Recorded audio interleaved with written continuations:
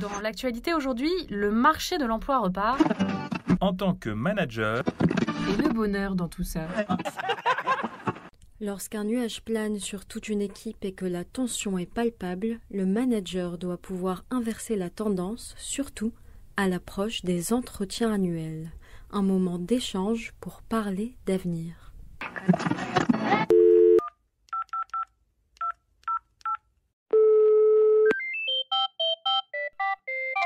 Service après-vente du manager, bonjour! Oui, bonjour, je vous appelle parce que je sens que l'ambiance est tendue dans mon équipe et les entretiens annuels approchent. Je dois aussi être préparé vu le contexte actuel. Quelle posture je dois tenir? Alors un instant s'il vous plaît, ne quittez pas.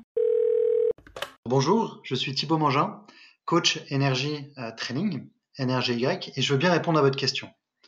Alors en fait, le premier réflexe que j'ai, c'est de me dire qu'en période de crise, l'entretien annuel, c'est le mauvais outil.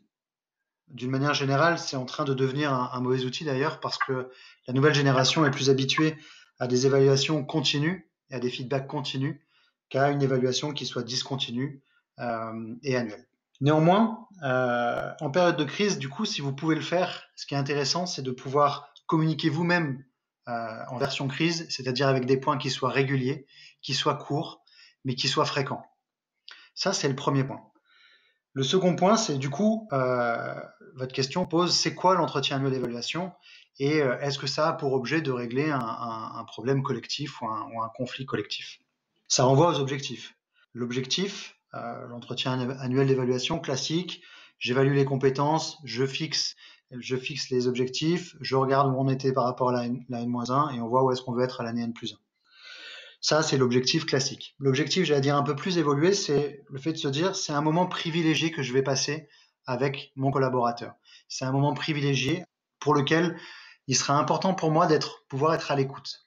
Et du coup, comment rassurer mes collaborateurs avant l'entretien? Est-ce que je dois le faire déjà? Tout est une question de cadre.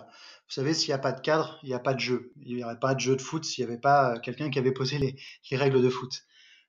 Du coup, le cadre va être important de se dire, voilà ce qu'on va faire au cours de cet entretien, et ce sera pour toi l'occasion d'échanger sur l'ambiance, sur ce qui te mine, si tu le souhaites.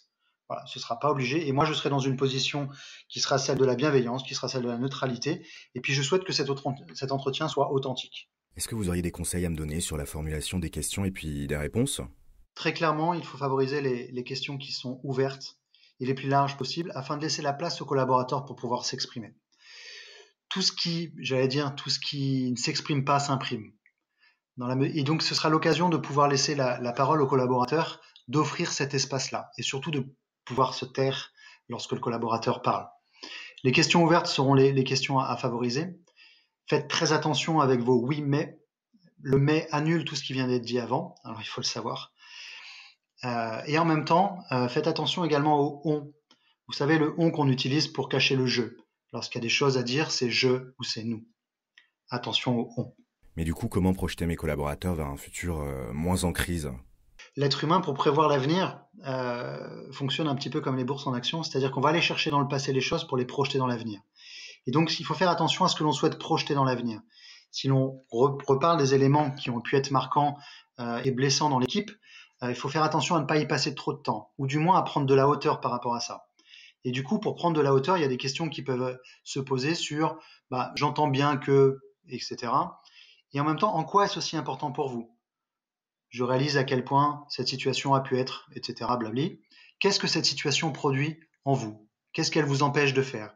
L'idée, ça va de permettre aux collaborateurs de prendre de la hauteur par rapport aux situations du passé pour pouvoir le projeter directement dans le présent et dans l'avenir, dans une situation, j'allais dire, qui soit plus désirable. Ça peut se faire avec des questions du type tiens, si ce dont tu parles n'existait pas, comment est-ce que nous serions aujourd'hui?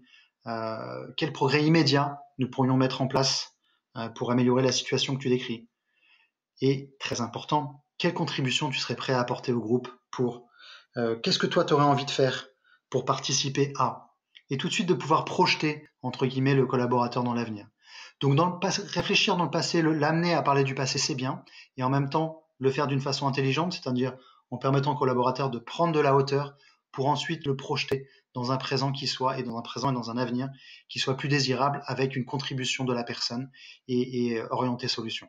Au final, c'est quoi le plus important dans un entretien annuel en période de crise? Ce qui est réellement important, c'est pouvoir distinguer ce qui est de l'ordre des faits, ce qui est de l'ordre du ressenti et ce qui est de l'ordre des opinions. Je dois faire avec les faits, je dois accueillir les ressentis, et par contre, je dois quelque part dégager les opinions, parce que les opinions, c'est ce qui va venir biaiser mon jugement et la mise en commun.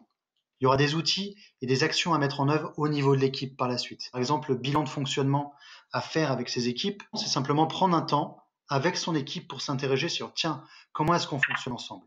Et pour ça, il y a un petit protocole qui est finalement assez simple et assez rapide, qui pourrait commencer par une réflexion individuelle écrite, et j'insiste sur le écrite qui permet à chacun de pouvoir s'exprimer et de dire les choses. Il sera ensuite plus facile de lire ce que l'on a écrit que de dire ce que l'on pense. Ça évite de plus les biais de groupe. En réflexion individuelle écrite, de simplement réfléchir sur 2 questions. Qu'est-ce qui a bien fonctionné entre nous depuis les 3 derniers mois, par exemple? Qu'est-ce qui fonctionne bien? Et là, on focalise dans le passé sur les points positifs. Et 2, quel point de fonctionnement mériterait d'être amélioré pour les 3 prochains mois? De quoi on sera fier dans les 3 prochains mois? Et donc de projeter l'équipe dans un futur où il y a des points d'amélioration à faire, mais quelque part c'est déjà réalisé. Et après d'avoir un échange sur cette première phase-là, sur les points positifs, et ensuite une deuxième phase sur les points d'amélioration. Et typiquement, le bilan de fonctionnement à faire 4 fois dans l'année, va permettre une régulation de votre équipe. C'est un petit peu comme un moteur, et là c'est la révision de votre équipe. Service après-vente du manager vous remercie pour votre question. Vous pouvez maintenant raccrocher. Un podcast de Cadre Emploi.